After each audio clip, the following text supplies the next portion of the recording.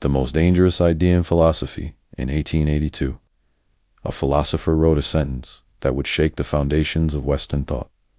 Not because it was violent, not because it was hateful, but because it quietly removed the center of the moral universe.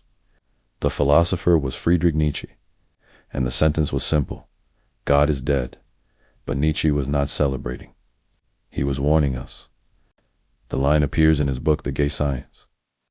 In a short parable, a madman runs into a marketplace holding a lantern in the daylight, shouting that he is looking for God. People laugh at him. They think he is crazy. But the madman stops and says something strange. God is dead. God remains dead. And we have killed him. What did he mean? Nietzsche wasn't claiming that a literal God had died. He meant something deeper. For centuries in the Western world, belief in God formed the foundation of morality, meaning, and truth. Religion told people what was right and wrong. It explained why the world existed. It gave suffering a purpose. But by the 1800s, something had changed. Science was advancing rapidly. Philosophy was questioning tradition. Historical scholarship was examining religious texts. Slowly, belief in a shared moral authority was weakening. Nietzsche believed society had already stopped truly believing. People still used the language of religion. They still spoke about moral truths. But the foundation underneath those ideas was collapsing. The madman in the marketplace said something chilling. How shall we comfort ourselves, the murderers of all murderers? Nietzsche believed modern humanity had removed the anchor of meaning, without realizing the consequences. For centuries, morality had been tied to divine authority. If God defined good and evil, then morality was fixed. But if that authority disappears, what replaces it? Who decides what is right? Who gives life meaning? Nietzsche believed this moment would create a crisis, a kind of philosophical earthquake. Without a shared source of meaning, societies could fall into nihilism. Nihilism is the belief that nothing has meaning. Nothing matters. Right and wrong become subjective.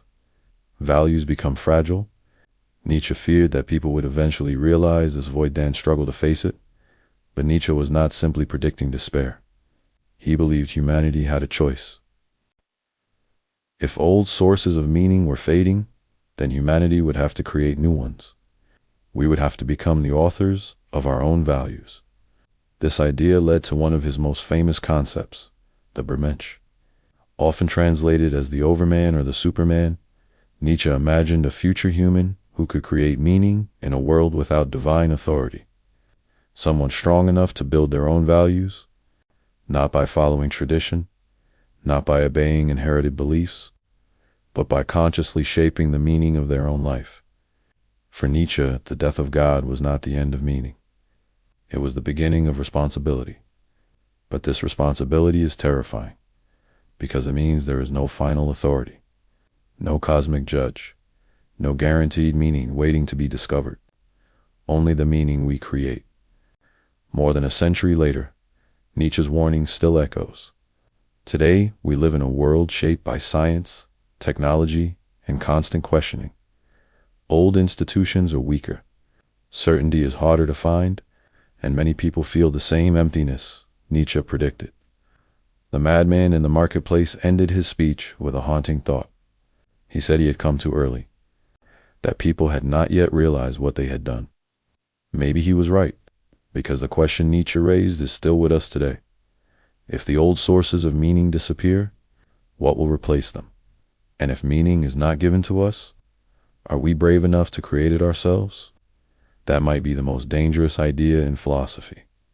Not that God is dead, but that the responsibility for meaning might belong to us. Thank you for watching The Human Rhythm. Please subscribe. Let's discuss this in the comments.